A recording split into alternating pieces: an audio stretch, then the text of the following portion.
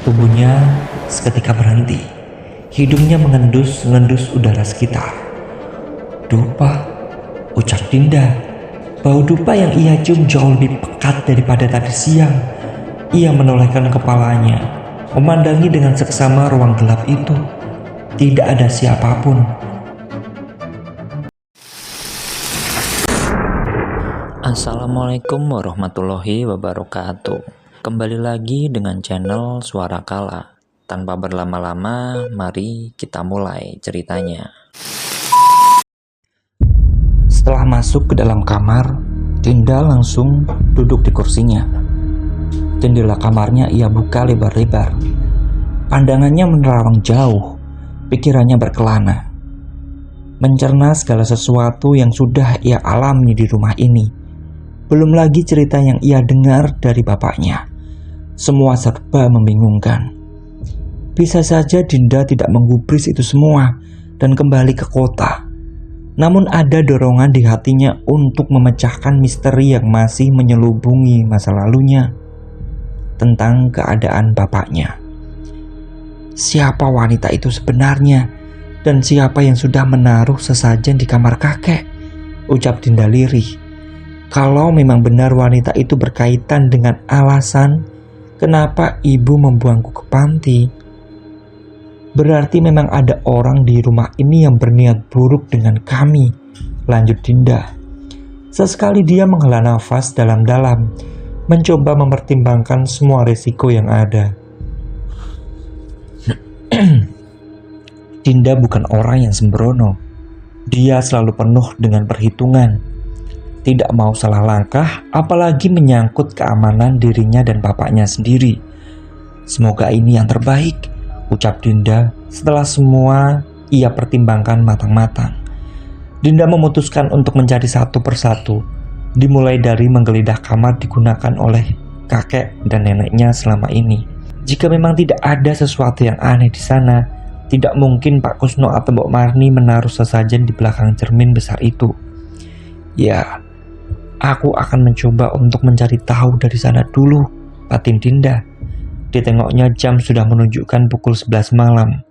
Ada kemungkinan semua orang sudah tidur, yang berarti dia bisa melakukan rencananya saat ini juga. Dinda tidak ingin ada yang tahu, bahkan Ahmad sekalipun. Beranjak, Dinda menuju ke arah kamar kakek neneknya. Sempat dia berhenti di depan pintu. Entah kenapa suasana rumah ini terlalu begitu menakutkan. Mungkin siang masih ada banyak aktivitas, tapi ketika makan malam selesai dan semua orang sudah masuk ke kamar masing-masing, seolah rumah ini menjadi sesuatu yang berbeda. Jantung Dinda berdebar keras. Dia sebenarnya merasa khawatir jika sosok hantu wanita itu muncul kembali. Memang benar, tidak ada darah sama sekali yang terlihat, tapi kulitnya yang pucat serta matanya yang benar-benar putih membuat dirinya bergidik ngeri. Dinda mulai melangkah. Sesekali dia menoleh ke arah dapur, takut kalau Mbok Marni atau Pak Kusno sedang berada di dalam rumah. Sesampainya di kamar, Dinda membuka pintu kayu dengan perlahan dan melangkah masuk. Tubuhnya seketika berhenti. Hidungnya mengendus-ngendus udara sekitar. "Dupa," ucap Dinda. Bau dupa yang ia cium jauh lebih pekat daripada tadi siang. Ia menolehkan kepalanya, memandangi dengan seksama ruang gelap itu. Tidak ada siapapun. Dinda buru-buru menutup pintu di belakangnya. Meski beresiko, tapi dia berpikir jika nanti saat sedang mencari-cari petunjuk ada pergerakan, ia bisa langsung bersembunyi. Tidak menghidupkan lampu dan hanya mengandalkan penerangan dari senter HP miliknya. Dinda melangkah menuju cermin besar yang ada di sudut ruangan. Kini dia sudah berjongkok, badannya sedikit membungkuk. Benar dugaannya, ada yang sudah menghidupkan dupa di sini. Buru-buru Dinda menggigit HP-nya. Tangan kirinya ia letakkan di lantai, sedang tangan kanannya mencoba menarik tampah yang ada di belakang cermin. "Golek yo pondok," terdengar suara serak lirih perempuan dari arah belakang Dinda. Kaget, sontak Dinda langsung saja berputar. HP-nya terlepas dari gigitannya dan jatuh ke lantai. Dinda gemetaran, jantungnya berdebar keras, bibirnya keluh. Ketakutannya benar-benar terjadi. Sosok setan wanita itu sedang duduk di pinggiran kasur milik kakek neneknya. "Sopo kowe?" tanya Dinda gemetaran. Wanita itu tidak menjawab. Kepalanya menunduk, pandangannya terus saja ke arah lantai. Dinda mencoba memejamkan matanya, berharap kalau semua hanya halusinasinya saja. Namun saat membuka mata, justru malah sekarang ia melihat kalau wanita itu sedang berdiri. Spontan Dinda langsung meringsut mundur dengan keadaan terduduk. Wanita itu mulai bergerak, bukan berjalan selayaknya manusia, namun ia melayang. Walau tidak menembus benda padat yang ada di sekitarnya, tetap saja Dinda merasakan shock yang begitu besar. Waktu terasa begitu lama. Wanita itu terus saja bergerak hingga dia tiba di depan pintu kamar. Brak! Sekali lagi Dinda terlonjak. Tidak ada angin dan bahkan wanita itu tidak menyentuh handle pintu. Tetapi daun pintu kamar kakek neneknya tiba-tiba saja terbuka dengan keras. Lalu sosok itu pergi dan kembali pintu kayu itu menutup. "Astagfirullah," ucap Dinda kaget. Tubuhnya gemetaran, tidak menyangka kalau setan bisa melakukan hal seperti itu. Selama ini dia mendengar kalau hantu hanya bisa menakut-nakuti dengan bentuk rupa mereka yang mengerikan. Sesaat Dinda terdiam. Sesekali dia menutup matanya, mencoba mengatur nafas dan menenangkan dirinya. Saat setelah kakinya bisa bergerak kembali, segera ia beranjak. Dinda memutuskan untuk segera pergi dari kamar itu. Batinnya masih terguncang.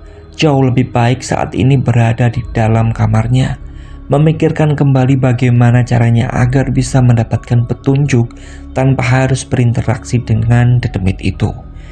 Namun baru saja Dinda membuka pintu kamar, keterkejutannya tidak berhenti sampai di situ saja. Dinda berpikir kalau dia sudah pergi dan ternyata itu salah. Wanita itu masih berdiri tidak jauh dari pintu kamar kakek dan neneknya, seolah sedang menunggu Dinda untuk mengikutinya. Dinda tidak berani mendekat, padahal itu satu-satunya jalan agar dia bisa kembali ke kamarnya. Tubuhnya kembali mematung. Pilihannya cuma dua, kembali ke kamar kakek neneknya atau berjalan keluar rumah. Baru saja Dinda berniat berjalan untuk keluar rumah, sosok itu tiba-tiba saja berpaling. Dalam keremangan, Dinda jelas melihat wajah wanita itu. Matanya berwarna putih, kulitnya begitu pucat dan ekspresinya terlihat datar. Mereka kini saling tatap. Tubuh Dinda sudah lemas, bahkan dia sama sekali tidak bisa menggerakkan kakinya. Hingga wanita itu tersenyum, senyum yang sangat mengerikan. Bibirnya tertarik hingga sampai ke ujung tulang pipinya, mendekati telinga. Astagfirullah, astagfirullah, ucap Dinda. Kembali sosok itu berjalan. Kini dia melangkah menuju kamar bapaknya. Tanpa tahu apa yang terjadi, Dinda segera berjalan mengikuti wanita itu, seolah ada dorongan yang tidak bisa ia kendalikan untuk mengikutinya. Pintu kamar Ahmad dari jarak beberapa meter sudah terlihat terbuka. Berjalan dengan cepat, Dinda segera menghambur ke dalam. Sosok wanita itu sedang berdiri menatap Ahmad. Laki-laki ini sudah membuat perkara. Jika kamu tidak mau jadi seperti dia, segera selesaikan apa yang sudah dimulai, ucap wanita itu sambil menunjuk ke arah Ahmad. Apa maksudmu? Ucap Dinda panik. Tidak ada jawaban. Sepersekian detik wanita itu kembali menoleh ke arah Dinda dengan senyum yang begitu mengerikan. Dinda berkedip, mencoba menjernihkan pikirannya. Dan saat matanya terbuka, sosok wanita itu sudah lenyap. Hanya tersisa bau bunga mawar yang begitu pekat. "Jangan anakku, sudah, aku saja, ambil aku saja, pergi nak, pergi." Mendengar suara Ahmad, Dinda buru-buru mendekat. Ia pandangi wajah bapaknya itu. Terlihat sekali lagi dia sedang tersiksa walau dalam tidurnya. Air mata Dinda kembali menggenang. Ia mematung. Kelopak matanya berkedip beberapa kali dengan cepat, bukan untuk memulihkan kesadaran, tapi karena sebuah pertanyaan yang tiba-tiba saja muncul di dalam hatinya. "Lakukan sekarang, dia tidak akan bangun," ucap seorang dalam benak Dinda. Batinnya berkecamuk, ada dorongan kuat untuk mengecek ke dalam perangkas milik bapaknya. "Sekarang lakukan," ucap suara itu lagi. Tanpa pikir panjang, Dinda langsung berpaling menghadap ke arah almari dan langsung menuju ke arahnya. Sesekali dia menengok ke arah Ahmad, memastikan kalau bapaknya itu masih tertidur pulas. Sebisa mungkin tidak menimbulkan suara, Dinda perlahan menggeser almari besar di hadapannya. Kini dia sudah berjongkok, kata sandi sudah ia masukkan. Segera Dinda mencari barang-barang yang bisa membawanya, memecahkan misteri masa lalunya. Awalnya tidak ada sesuatu yang aneh di dalam berangkas itu. Hanya ada berkas-berkas dan sertifikat kepemilikan serta tumpukan uang. Hingga di area paling belakang, tertutup tumpukan uang, ia mendapati ada satu buku usang bersampul kulit. Tidak menunggu lama, Dinda langsung mengambilnya dan segera menutup berangkas. Kepalanya kembali menoleh ke arah Ahmad, namun alangkah kagetnya dia, sosok wanita itu muncul lagi. Dia sudah berada di sisi Ahmad dan terus saja membelai kepala laki-laki itu. Dinda benar-benar menguatkan mentalnya. Tidak mungkin meninggalkan kamar bapaknya dengan kondisi berangkas terbuka seperti ini. Dengan tangan gemetar, Dinda menutup berangkas dan menggeser almari. Sebelum melangkah keluar, sekali lagi Dinda menolehkan kepalanya ke arah bapaknya. Tapi sial, wanita itu masih terus memandangi Dinda dengan senyum mengerikan. Ketakutan, ia buru-buru beranjak dan berjalan menuju kamarnya. Saat ini, Dinda berada di salah satu kafe tidak jauh dari rumah kakek dan neneknya. Dia sengaja pergi, tidak ingin membaca buku itu di rumah.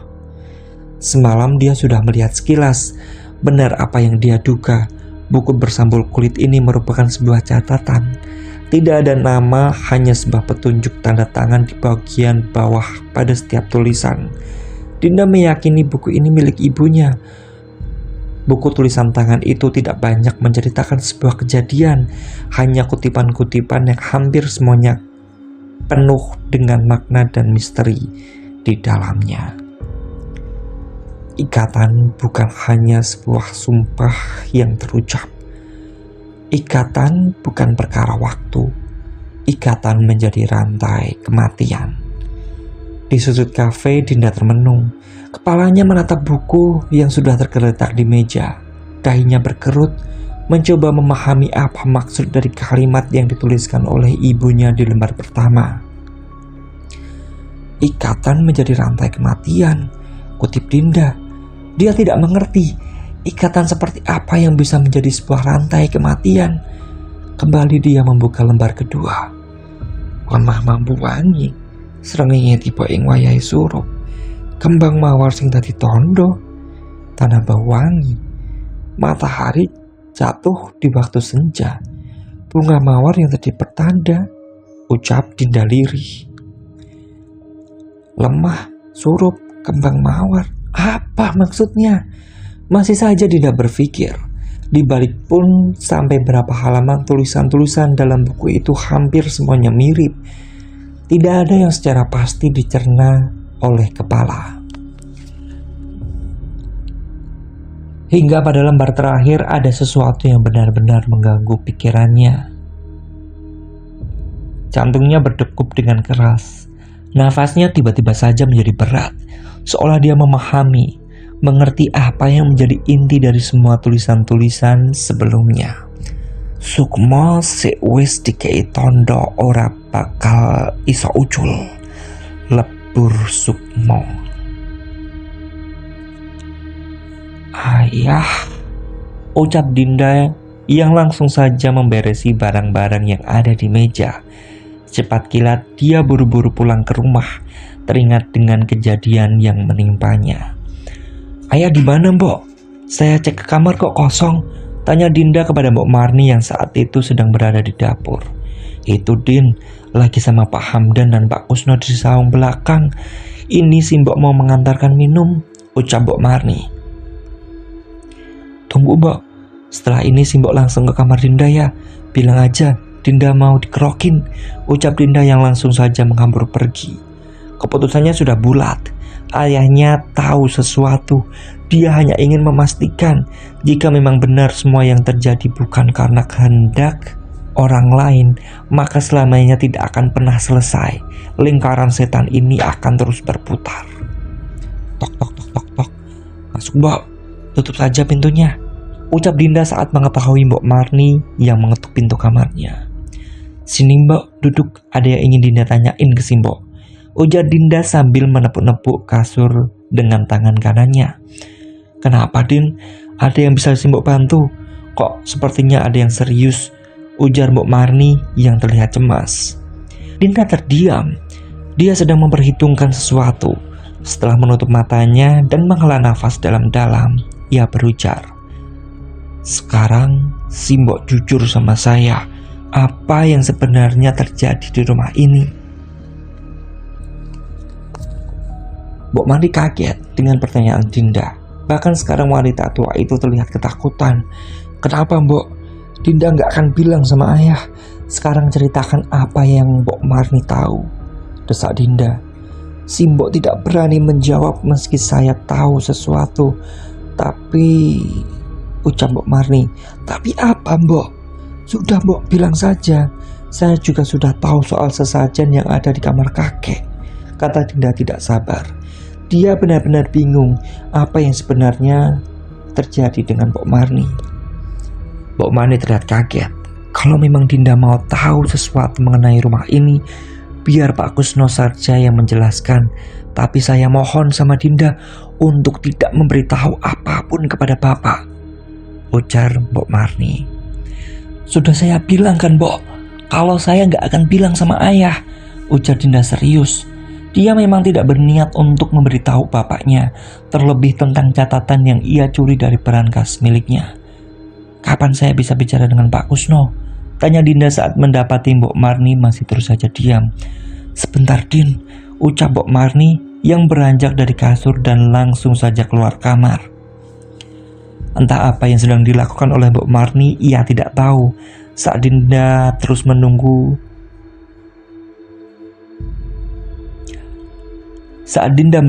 ia terus memikirkan berbagai kejadian aneh yang sudah ia terima, hingga ia mendengar suara ketukan pintu yang membuyarkan lamunannya. Berdua kini Mbok Marni dan Pak Kusno sudah berdiri di depan pintu kamar Dinda. Pak Kusno, ucap Dinda. Iya Din, saya sudah tahu. Si Mbok tadi sudah memberitahu saya. Tidak ada yang perlu kamu khawatirkan dengan sesajen yang ada di depan kamar Pak Sukma Aji, kata Pak Kusno memotong kalimat Dinda. Bukan sajen itu saja yang saya khawatirkan, tapi wanita yang selama ini menggitui ayah. Tolong sekarang ceritakan apa yang Pak Kusno ketahui, ujar Dinda yang sudah mulai tidak sabar. Pak Kusno seperti mempertimbangkan sesuatu. Tatapannya terlihat berbeda. Tatapan tajam yang selama ini belum pernah Dinda lihat sebelumnya. Baik, kalau kamu ingin tahu apa yang sebenarnya terjadi di rumah ini, nanti malam akan saya jelaskan. Maaf tidak bisa sekarang Din. Di luar sedang ada Pak Hamdan. Dia tidak boleh tahu apapun soal masalah ini, ujar Pak Kusno. Tapi Pak, protes Mbok Marni kepada suaminya. Sudahlah Bu, mungkin sudah saatnya anaknya Ajeng tahu semua ini, ucap Pak Kusno yang langsung pergi meninggalkan mereka berdua. Mbok, tanya Dinda mendekati Mbok Marni. Kini ia melihat ada genangan air yang sudah hampir meleleh di mata tuanya. "Maaf Din, seharusnya Simbok tidak seperti ini. Nanti malam biar Simbok dan Pak Kusno yang menjemputmu ke sini. Jangan keluar malam-malam lagi. Meski berada di dalam rumah, tapi ada sesuatu yang berbahaya di sini, terlebih untuk dirimu," ucap Mbok Marni tersenyum dan langsung beranjak pergi meninggalkan Dinda. Malam kembali menjelang. Dinda menunggu dengan harap-harap cemas. Segala rasa penasaran yang sudah menumpuk di dalam hatinya sudah ingin ia ledakkan. Ditengoknya jam sudah menunjukkan pukul 10 malam lebih. Seharusnya Mbok Marni dan Pak Kusno sebentar lagi akan mengetuk pintu kamarnya. Benar saja, tidak butuh waktu lama. Suara ketukan muncul dari arah pintu kamar. Buru-buru Dinda beranjak segera membuka pintu. "Masuk, Mbok. Pak Kusno, kemana?" ucap Dinda yang menggeser tubuhnya mepet ke pintu. "Tidak, jangan di sini. Bawa jaketmu. Kita keluar sebentar," ucap Mbok Marni. "Kenapa, Mbok?" ucap Dinda penasaran. Dia tidak menyangka akan diajak keluar rumah. "Sudah, cepat. Pak Kusno sudah menunggu. Ayo," ujar Mbok Marni seolah sedang terburu waktu. Buru-buru Dinda menyambar jaket yang tergantung di dekat almari. Keduanya berjalan, tidak ada obrolan sama sekali. Terus saja mereka melangkah dari arah pintu belakang. Dinda melihat Pak Kusno sedang duduk bersila di sisi pohon, tempat pertama kali Dinda melihat sosok wanita itu.